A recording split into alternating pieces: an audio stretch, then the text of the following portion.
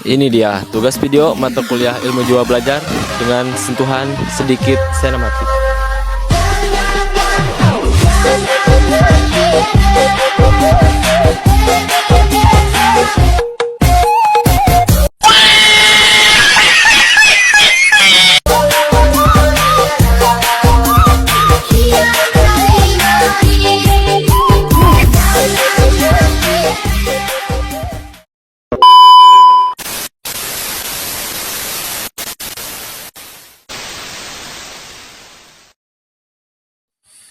Assalamualaikum warahmatullahi wabarakatuh. Perkenalkan, kami dari kelompok 8 akan membahas tentang tipe-tipe Kesulitan belajar.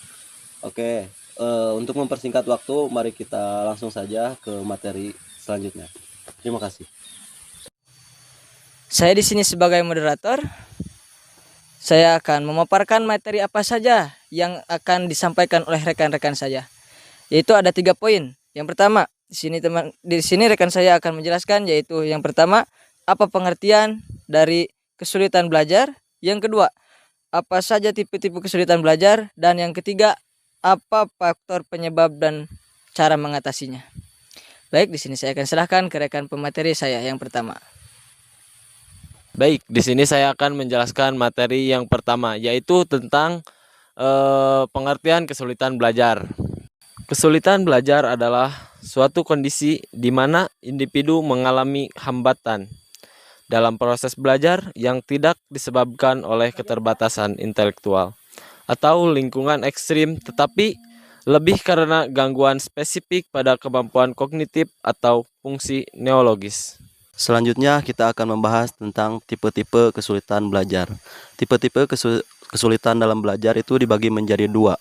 Yang pertama ada kesulitan belajar umum, dan yang kedua ada kesulitan belajar khusus atau specific learning disabilities. Dalam kesulitan belajar umum, biasanya seorang siswa itu terganggu dalam hal kecerdasan rendah atau gangguan motivasi atau faktor lingkungan. Seperti contohnya, seorang siswa kelas 5 SD selalu mengalami nilai rendah di semua mata pelajaran. Ia lambat memahami instruksi dari guru, membutuhkan waktu lebih lama dari teman-temannya. Sering melamun di kelas, kurang percaya diri, dan tidak menunjukkan ketertarikan untuk belajar. Selanjutnya ada di nomor 2 ada kesulitan belajar khusus atau specific learning disabilities, yaitu gangguan belajar yang hanya terjadi pada aspek tertentu, seperti membaca, menulis, atau berhitung. Contohnya, disleksia, gangguan dalam membaca. Terus ada diskalkulia, gangguan dalam menghitung. Disgrafia, gangguan dalam menulis. Atau yang terakhir, ADHD, kesulitan berkonsentrasi. Yang terakhir ada ADHD. Yang terakhir ada ADHD atau kesulitan berkonsentrasi. Anjing. What the fuck? Motherfucker, you better check your goddamn. ADHD, kesulitan berkonsentrasi dan impulsif. Disleksia, kesulitan membaca, contohnya anak usia 8 tahun masih kesulitan membaca kata sederhana seperti buku atau makan. Ia sering tertukar huruf seperti B dengan D atau P dengan Q. Dampak kesulitannya yaitu kesulitan memahami soal ujian, tidak bisa mengikuti pelajaran, dan rendah diri. Selanjutnya ada diskalkulia atau kesulitan matematika. Siswa SMP tidak bisa mengerti konsep penjumlahan atau pengurangan dasar, tidak mampu membaca jam atau menghitung uang kembalian. Dampaknya tidak bisa menyelesaikan soal matematika, frustasi saat ujian, sering merasa bodoh walau di pelajaran lain bagus. Dan di nomor 3 ada disgrafia atau kesulitan menulis.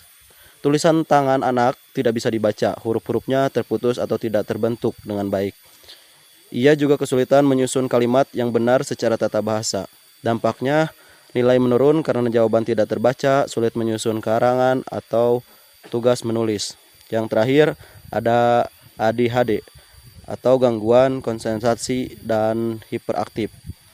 Seorang siswa tidak bisa diam selama pelajaran, sering mengganggu teman dan tidak bisa fokus. Dampaknya, tidak menyelesaikan tugas, sering dimarahi guru, hubungan sosial terganggu. Oke, lanjut untuk materi selanjutnya yaitu mengenai tentang penyebab-penyebab kesulitan belajar. Nah, yang mana mungkin dalam kesulitan belajar itu ada dua faktor. Yang pertama itu ada faktor internal dan yang kedua ada faktor eksternal. Nah, dalam faktor internal ini lebih ke di dalam seperti fungsi otak, kondisi fisik, psikologis. Sedangkan faktor eksternal seperti dalam lingkungan keluarga, metode mengajar, guru, ataupun dari teman sebaya. Nah, jadi bagaimana cara mengatasi kesulitan belajar? Nah, di sini ada beberapa poin mengenai tentang cara mengatasi kesulitan belajar. Yang pertama, memberikan pendekatan individual, terus menggunakan media belajar yang menarik, ada juga konseling psikologis atau terapi khusus, dan dukungan dari keluarga dan guru. Ya, jadi dapat disimpulkan dari pemateri tadi yang sudah menjelaskan, yaitu kesulitan belajar adalah hambatan dalam proses belajar yang sangat bersifat umum ataupun khusus. Pemahaman terhadap tipe dan penyebab sangat penting agar dapat dilakukan intervensi yang tepat.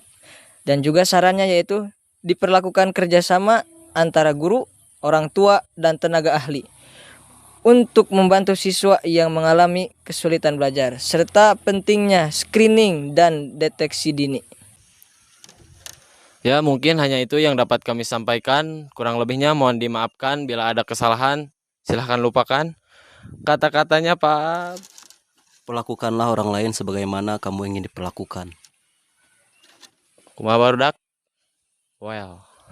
Selalu teringat akan cinta yang dulu aku mampukan aku untuk lupakan dirinya. Semua cerita tentang dirimu. Nhà em phong mata kaji semain seng.